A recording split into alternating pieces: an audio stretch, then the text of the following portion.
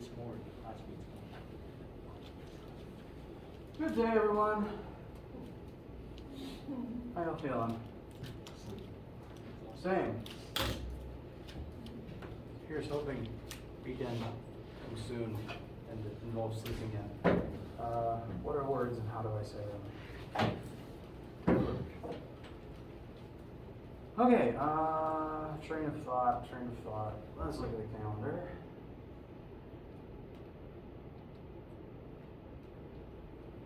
Today is Friday, November 19th. Today we're going to finish up most, at the very least you'll see every formula needed for all Chapter 8 assignments. Chapter 8 homework and quiz actually won't be due until the 29th. The goal is not necessarily to force you to do them over break. I just figured I'd give you the extra time if you wanted it. Also, if we'll probably end up doing a few more last-minute examples on Monday, the 22nd, and then we can answer more test homework questions when we come back on the 29th. So, Chapter 7 homework and quiz due on the 29th. We're going to be wrapping up most of it today. Most of Chapter 8 is today. We'll make sure to conclude everything by Monday the 22nd. Next week, Monday the 22nd, is the only day I'll see you guys because we don't have lab, and then we will head out for a hopefully nice and delicious Thanksgiving break. The week after that is our last full week of class, the 29th through the 3rd, and that is the week that we are going to be doing Test 2. I specifically want us to have a Test 2 so that you can actually have a test average instead of just having the 1 grade if you just had a bad day. I mentioned, I think I talked briefly about my proposed Test 2 format to you guys because we asked about it last week, but if either I'm misremembering or if you just didn't catch that, my current plan is to actually have the test at least delivered to you through WebAssign. The reasons for this are, one, I don't want to if we did it during lab time during this week, like we did last time, that would force some people to do it Monday afternoon, which I'm not fond of. If you take break to relax as intended, I don't want you to have to scramble to study once you get back and have to do it on Monday, which eliminates doing it during lab time for the whole week. I also don't want to do it during lecture because then that's trying to cram it into 50 minutes in the morning. So that didn't feel super great. And it also needs to be in a format that I can grade quickly so that you can get your score and your my tips back to you quickly. All that combined leads me to the conclusion that at least having the test delivered to you guys via WebAssign is probably our best option. My plan is for you is no lab during this week to free up your lab afternoon to either study or take it, the test. The plan is you'll open it up kind of like a quiz once you're ready for it. At any point during this particular week that you feel like you've studied enough and are prepared for it, you'll open it and that will begin a 5-hour countdown. It's only designed to take you an hour or less. The 5 hours is because it just takes longer to do online. It takes longer to get feedback from me if you send me questions over email, and I imagine at some point you're going to need to go to the bathroom and get some food and maybe take a nap. So the 5 hours is just to account for all of those situations. It is not meant to take you 5 hours. It's designed to take you probably less than an hour because this test will be intently shorter than test 1. Because that was about 5 chapters, this is about 3. So it'll be administered via WebAssign, which is just so that you can open it when you're ready for it without having to contact me first. Everyone's numbers will be randomized, and I lost my train of thought already. Obviously, because WebAssign can't grade your work, WebAssign won't show you your score at all. Instead, the official instructions are for you to send me pictures of your work via email, which is the flag that I will get in my inbox that you're done.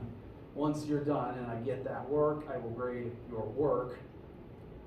I will revise WebAssign's score. That will not, the number it first shows won't even be visible to you because it's going to be wrong and I don't want you to be scared by it.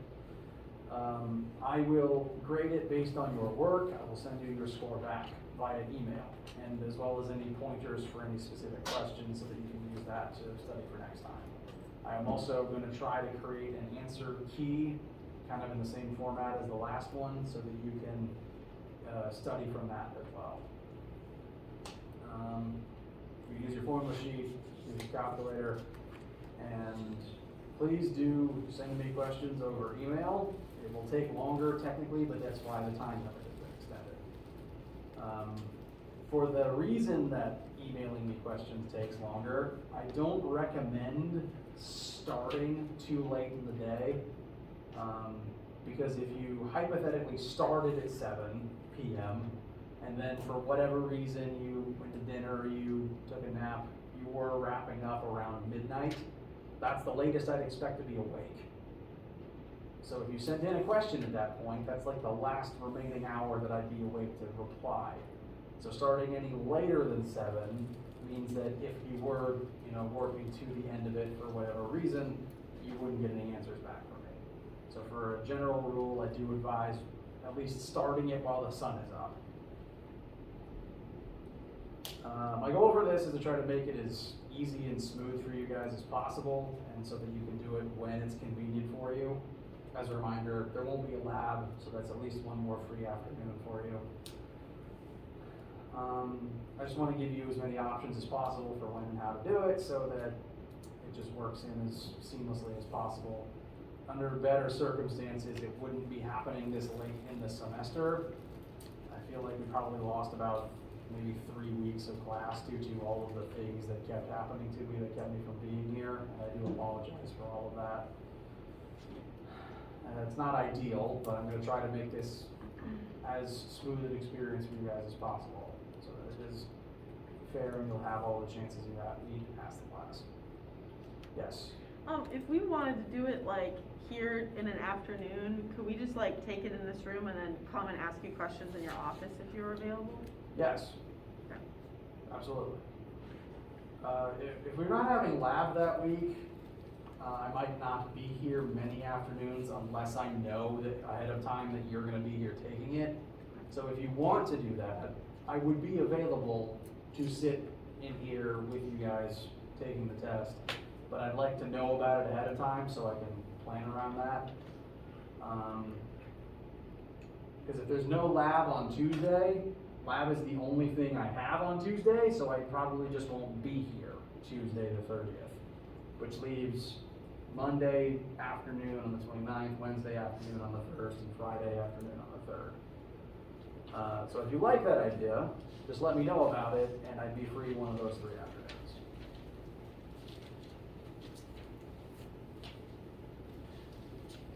How does this sound and feel to you guys? Okay. Now the exam will be probably more like test 1 in terms of how it's administered. We'll be here during the assigned times. I'll be at the front, the head of the room. You can ask your questions. We'll all be in here together. And the document will look very visually similar to test 1, just because that's how I create tests. But since the exam is locked to 3 hours, I'm probably going to design it to take an hour and a half, and then the extra time is for all the reasons I usually give extra time.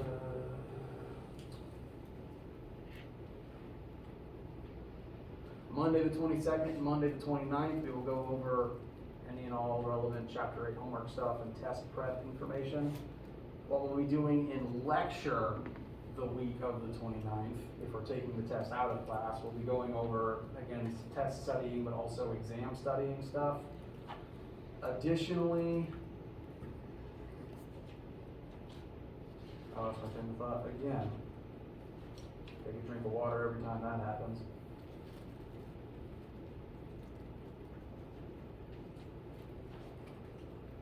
That thought really is truly gone from my head. I don't know what I was going to say there. It'll come back to me later. Oh, no, I just remembered it. Like with test 1, I will be creating practice questions and a list of topics to study for both test 2 and the exam. The test 2 one, I'm hoping to be ready by the 22nd, in case anyone wants to study over break. And the final exam practice stuff should be ready no later than Monday the 6th. My goal is to have it done before that, but it'll be done no later and uploaded no later than Monday the 6th of December. If it helps, try to think of test 2 as homework plus, as opposed to a normal test. It'll be weighted as a test, but you can treat it like just sitting down and doing a homework assignment. Questions, concerns, opinions, fears, haikus? Okay. Before we get started with actual lecture material today, I want to draw your attention to homework question number 3. I was asked about this question earlier, and I said about working up how I was going to present the start of it to you guys, and then I realized that it broke my rule for taking longer than a minute or two for me to successfully complete in its entirety. Which, well, that means that therefore, by my own rules there, it's not a question that I should be grading for you guys, because if I can't do it quickly, it's not fair for you guys to have to do over a homework assignment. However, because it's a little late in the game to be changing the assignment much, I've noticed that several people have already worked it and some people have found the correct answer. And I don't want to penalize those people for their hard work by just removing it completely. So I'm going to try to figure out some way to make number 3 a bonus question. So if you have worked it and you got a correct answer, that will be extra points. If you haven't touched it yet, you don't need to unless you finished everything else and you want to. How's that sound? Okay. With all of those miscellaneous announcements out of the way, let's look back at where we left off in chapter 8, which was moments of inertia.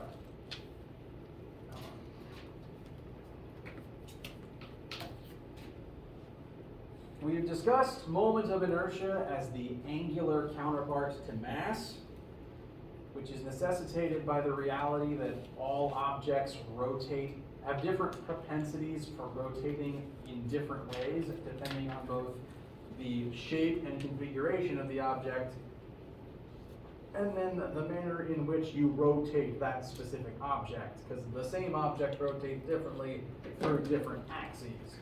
So, somewhat annoying, but thankfully we have lots of different formulas for finding the moment of inertia for various objects. These formulas are all mostly the same. They all involve the object's mass multiplied by the object's radius or length squared. The only real difference is the fraction that lives on the front. So that's really the only main thing you need to look up. But this table will always be available to you. There is an expanded version of it on the last page of the class formula sheet,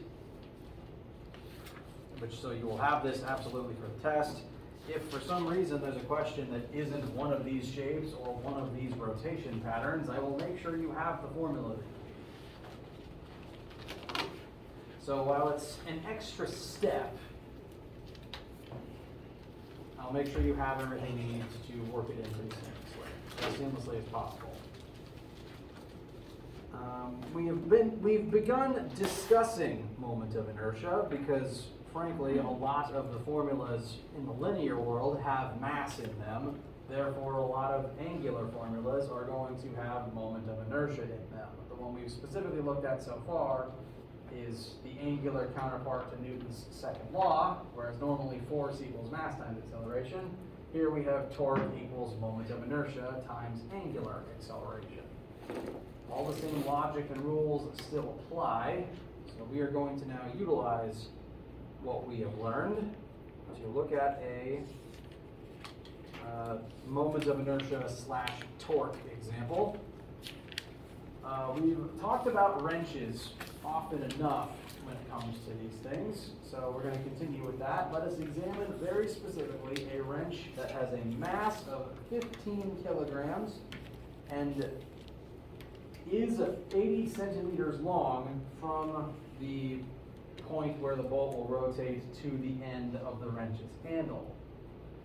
Now, wrenches aren't typically uniform, normal shapes, but for the sake of simplicity, let's assume that this picture describes a wrench well enough that we can use this formula to find its moment of inertia. A wrench is just a long thing that does rotate about one of its end points, so this matches for all intents and purposes. We can utilize this particular part of our diagram to find the moment of inertia of such a wrench. So, I posit to you guys, what is this wrench's moment of inertia?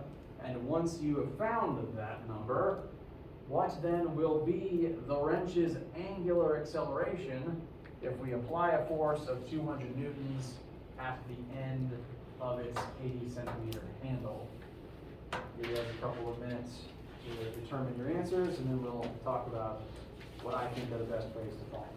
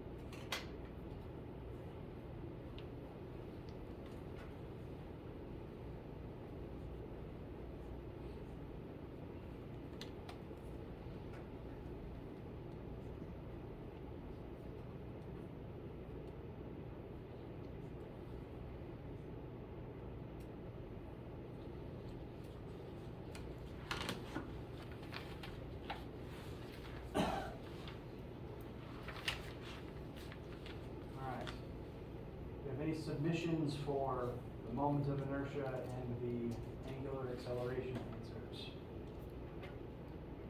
6 and 33.3.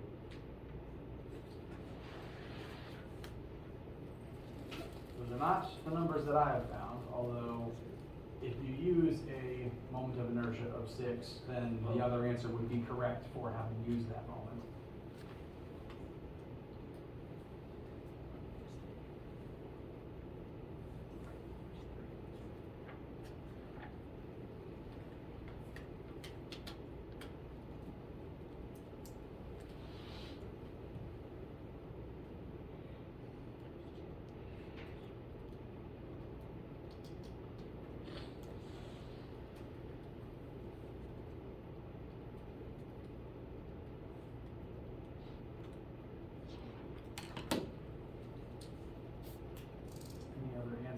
moment of inertia? I got 3.2. All right, does anyone disagree with 3.2? Fantastic. We agreed collectively that we would use the cylindrical rod rotating about its end, which is 1/3 times m times r squared.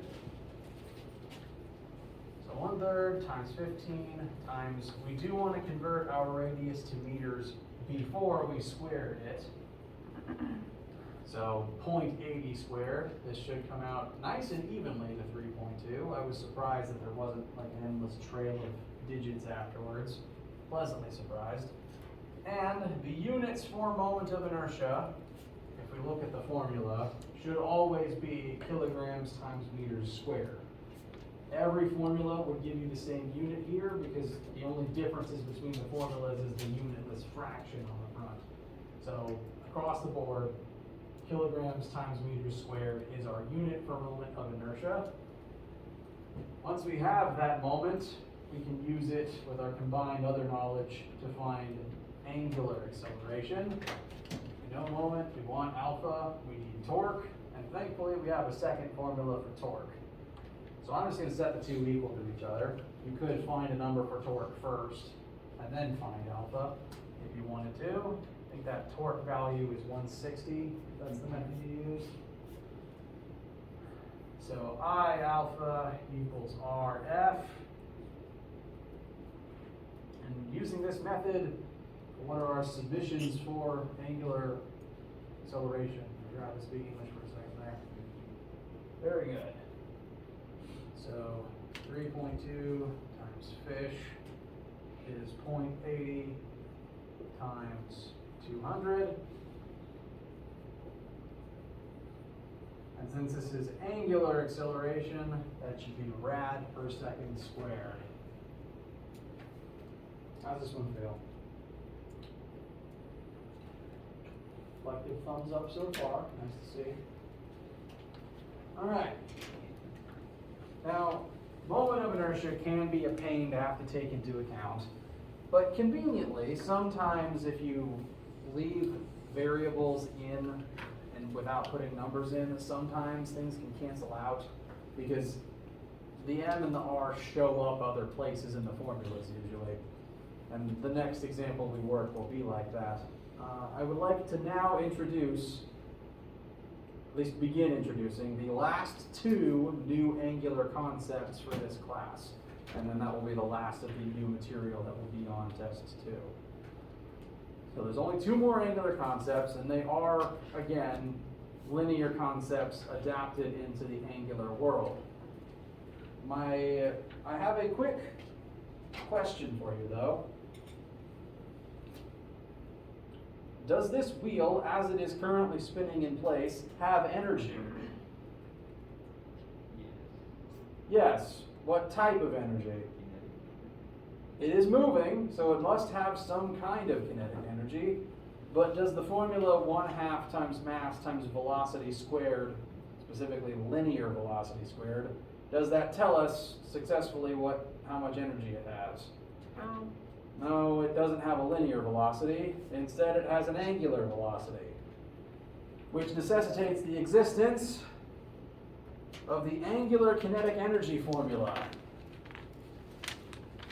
Because we can very clearly have energy used to make things spin, which would be different from the energy that is used to make things move forward. So like with linear kinetic energy, this is still energy. It is measured in units of joules, mercifully. No new unit required. And the formula is, as with all the others, a straight adaptation. 1/2 times, this is an I, sorry for the font, moment of inertia times angular velocity squared. And this represents how much energy is very specifically being used in the rotation of the object in question. Now, you can have angular kinetic energy that is completely separate from linear kinetic energy, because you can have an object that's spinning and not moving forwards. You can also have an object that is moving forwards and isn't spinning, So the two can exist completely independently from one another. Complexities start adding up if an object is rolling forwards. Because if it's rolling, it's moving forwards, so it must have linear kinetic energy, but it must at the same time possess some amount of angular kinetic energy that specifically lets it spin as it moves.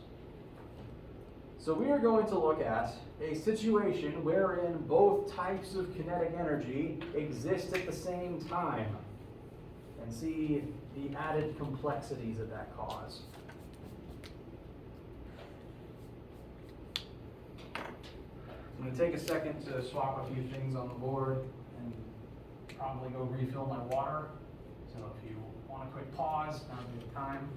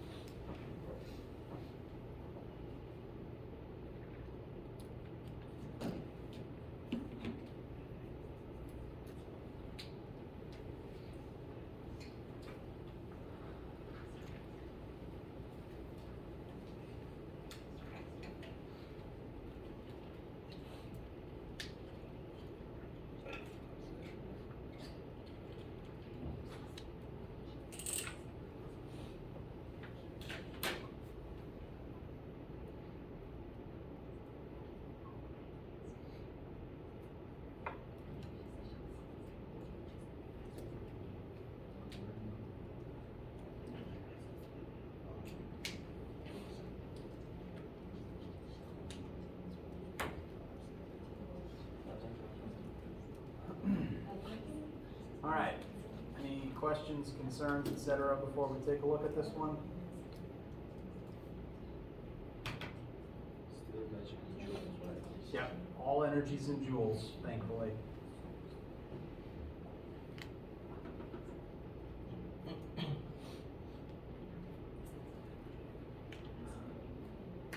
Okay.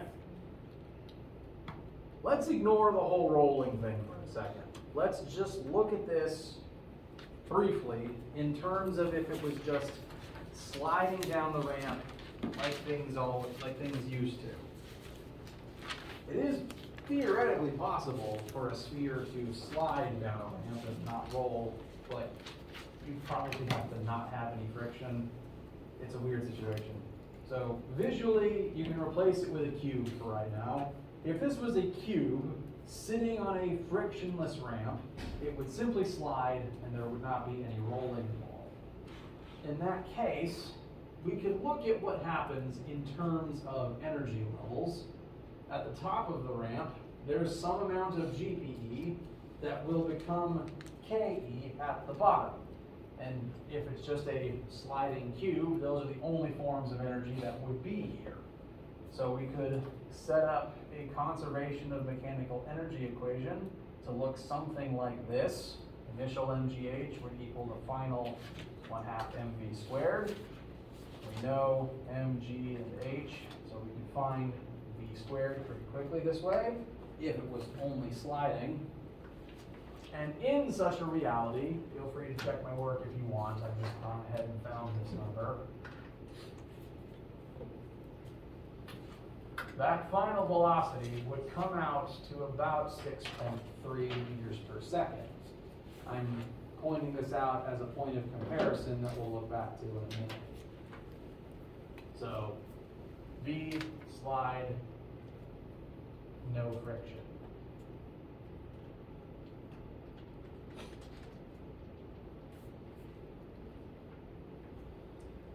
Now, the actual example that we see currently is a sphere, and realistically that sphere is going to roll down the ramp. And because it is rolling, there's always going to be the same initial amount of GPE. But if it's rolling, some of that GPE is going to have to become rotational kinetic energy in addition to angular kinetic energy. This complication is why none of our ramp questions up till now have involved rolling. In fact, very few questions up until we started angular stuff involved specifically looking at rolling objects, entirely because of this added wrinkle.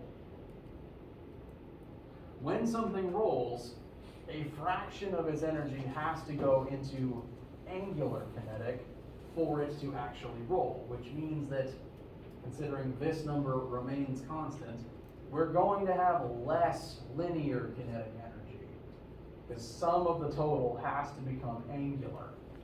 And so the ultimate effect we will see is that the sphere will actually move slower than if it was a sliding cube. So, let's add the angular kinetic energy formula to what we have on the board. And if our goal is to find both V and omega, we've got a pretty good start. This one equation currently has 3 unknowns in it, of which V and omega are 2 of them. We do need to figure out I first. Thankfully, we know exactly what shape we're looking at, and we have a table that lists very specifically moment of inertia for a sphere. We'll assume that this sphere isn't hollow. We'll just go for the solid sphere. And that moment of inertia formula is 2/5 times m times r squared. I'm just going to take that formula and write it directly into the example. If you wanted to, you could find that number and plug the number in. I'm not going to do that, because if you leave everything as a variable for right now, some convenient cancellations are going to happen soon. That'll make our lives easier, in my opinion. So I'm just going to rewrite the whole thing with 2/5 mr squared instead of I.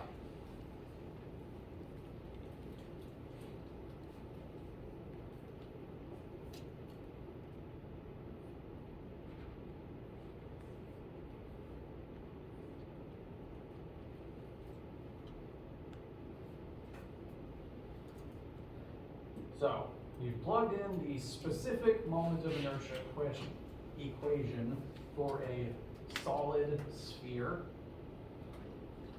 which leaves us with the only 2 unknowns left are the 2 that we want, so we're in pretty good shape.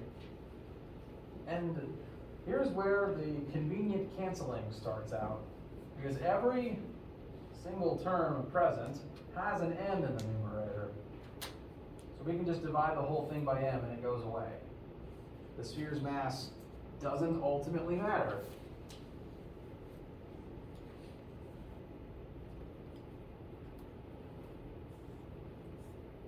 So that's nice. That's one less thing to have to keep track of. Now this one equation still has two unknowns in it, so we do need another equation. Off the top of your heads, is there some equation on the formula sheet that contains both V and omega? Like the one that moves between both. Correct. Fantastic. This is the best one to use on account of it being the shortest one. So, V equals R times omega. With this, we could easily rewrite this. We could either plug this in for V, and then we just solve for omega. What I'm going to do, though, is solve this for omega and write that in instead, because that's also going to lead to some merciful canceling in a minute. You could, however, plug this in for V and ultimately get your correct answer. I'm just going to show the way that I think is a little more convenient. So we're kind of at two equations, two unknowns. This just happens to be our second equation, which I'm going to rewrite as V over R equals omega. For some reason, my V's and my R's look really similar, so I'm trying to keep them distinct today. And I'm just going to take this fraction and drop it right here. You don't need to erase anything. I'm just showing the transformation.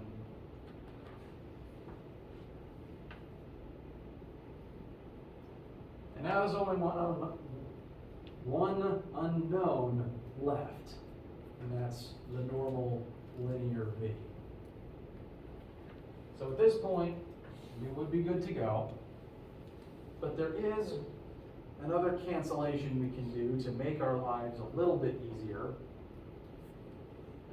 We are squaring an entire fraction here, so both the numerator and the denominator need to be squared. If we go ahead and distribute that in, it would become V squared over R squared, which means this last term now has an R squared in both the numerator and the denominator. So we can just get rid of that too.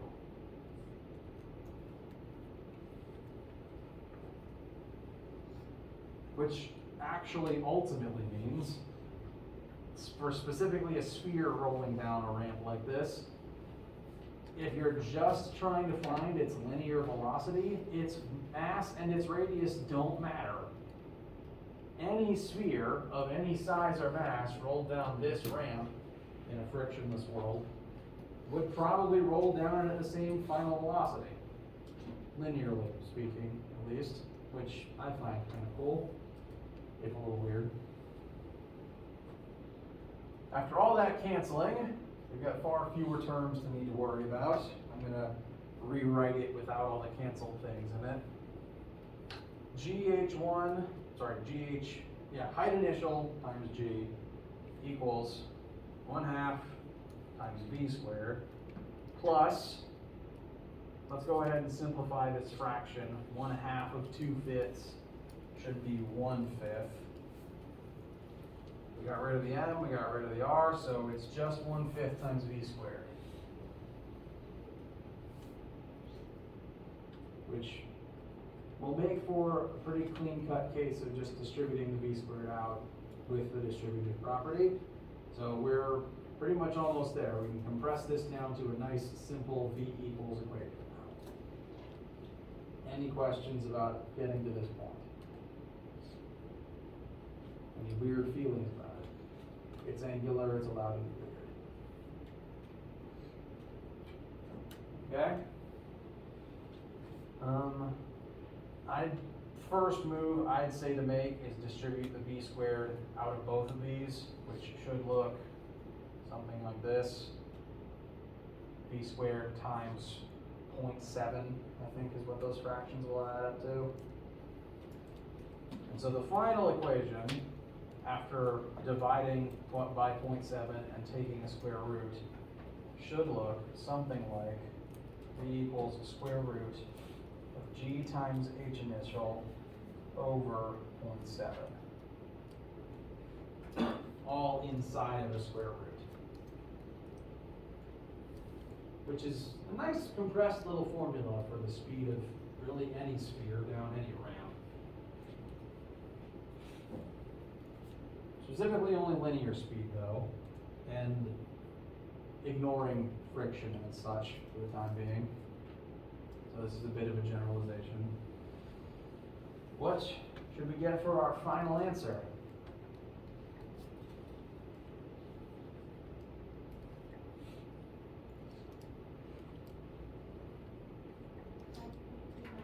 $5.29. Does anyone disagree?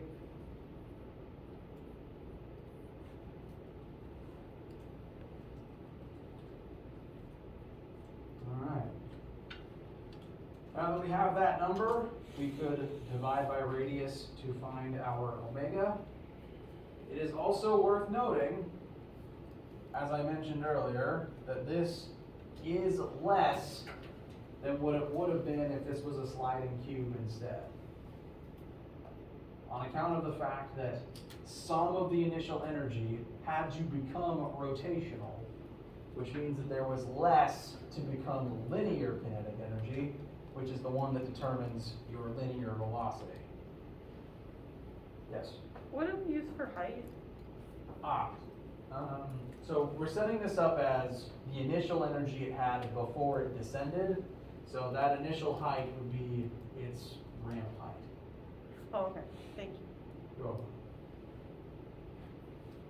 As long as there's no friction to worry about, even you can technically treat a ramp or a slide as if you were falling in terms of the energy, but only if there's no friction.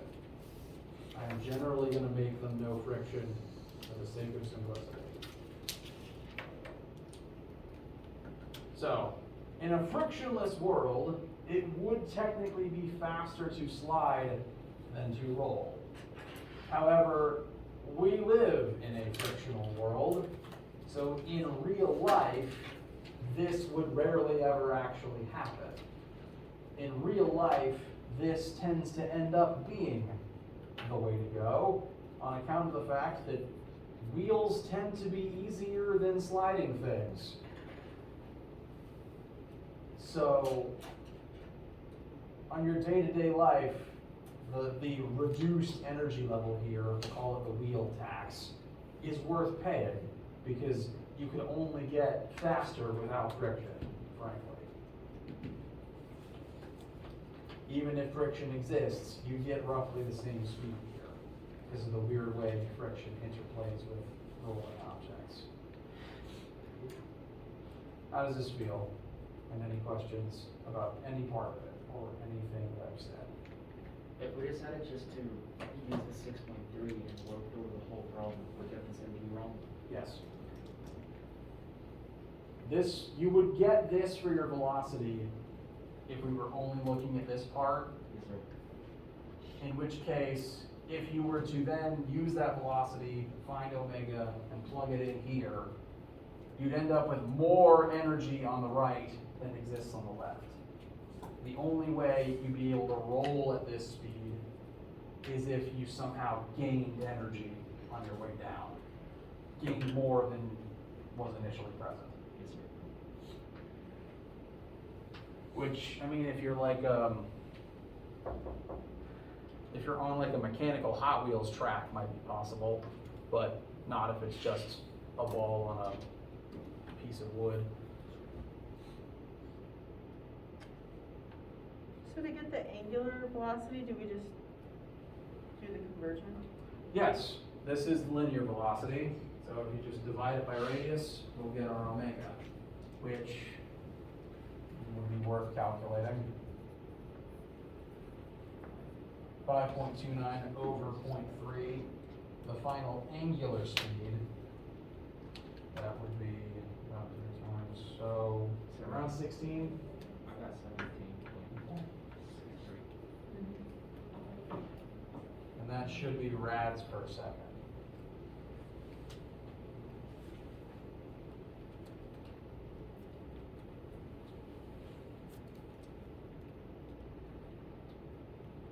If you were to then take these two answers, plug them in here, to find your final energy, it should equal your initial energy.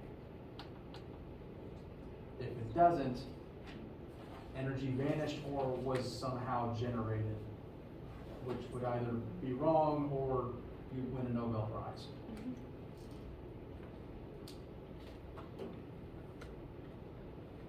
I encourage you to go out for Nobel Prizes, by the way. I am not discouraging you. Questions, opinions, concerns? Is it possible to like work each part separate and try to put them together? Or you gotta basically just put every single equation together and work it out?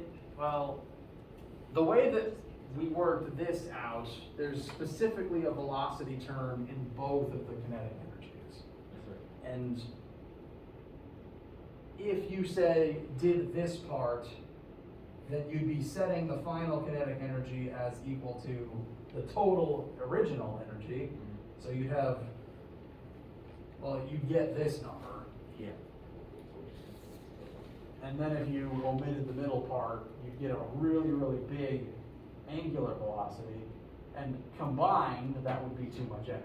Yes, sir. It only really works out, as far as I'm aware, or have ever done myself, if you do them together at the same time. Because without doing them together, you don't know which one gets more of the energy. You don't know the split.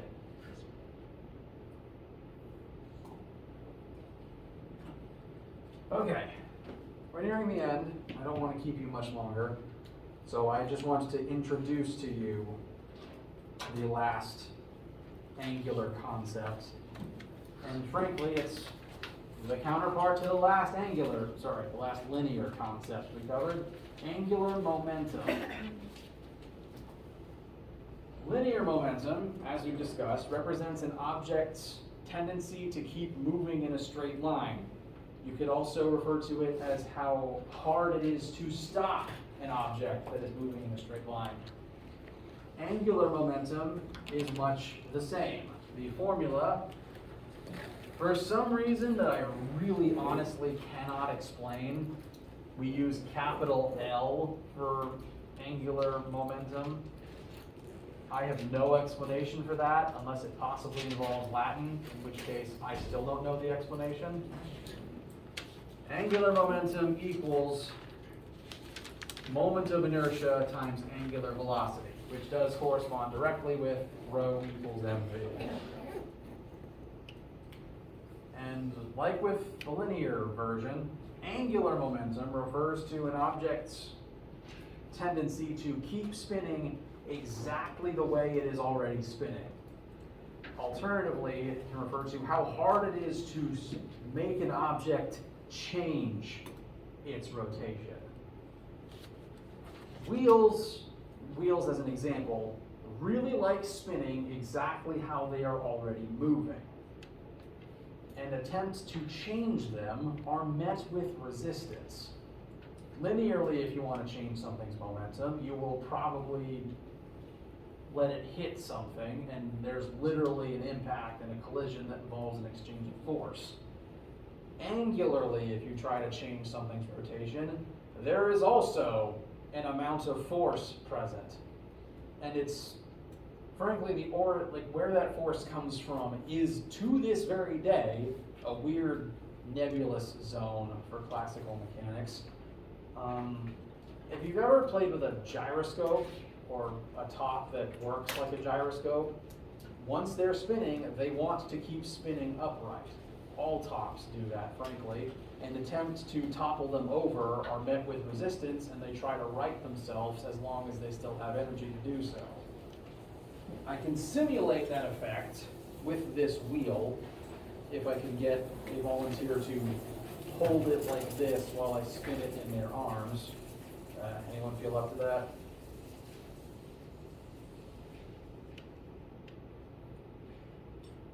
I saw your hand first. Just come on over here. Let me stand on the other side of the desk and just grab hold of the handlebars. All right. Now this is something that you kind of have to feel. So if you want to feel it yourself after class, you can. I'm going to spin this up as quick as I realistically can. And while it's currently stationary in your hands, do you feel anything out of the ordinary? All right. Now do this. How would you describe that? It's just like the opposite force preventing me from doing it. It's pushing against you. Yeah. Do you feel anything similar if you move your body around? Yeah. Okay. So, again, you might have to feel this yourselves. It is fighting him. Every time he tries to move it, it pushes back, equal and opposite force, like an impulse, regular linear collision. Thank you very much.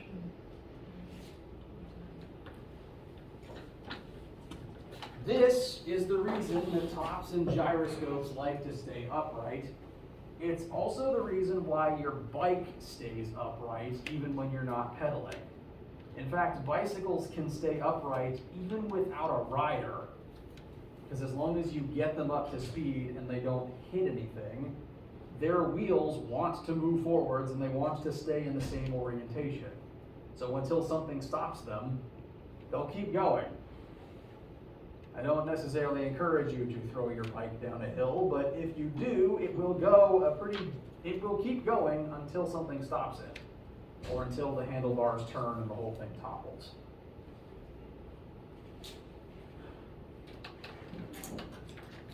We will look at some more examples of this next time, including a case where I will be spinning out of control in the chair.